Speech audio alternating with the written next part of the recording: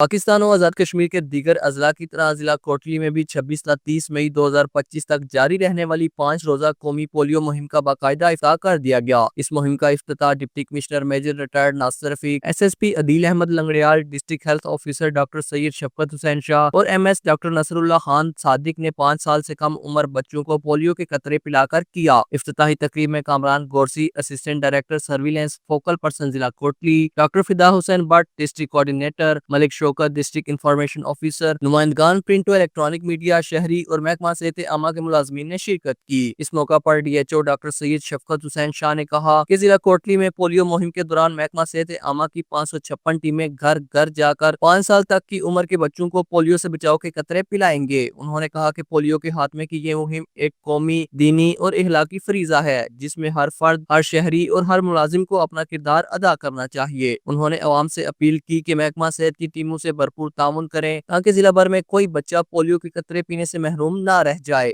Doctor شفقت حسین نے یقین دلایا کہ یہ ٹیمیں محنت، جانفشانی کے ساتھ کام کر کے انشاءاللہ مہم کا 100% ہدف حاصل کریں گی۔ مرزا زاہد بیگ، جے کے نیوز، کوٹلی، آزاد کشمیر۔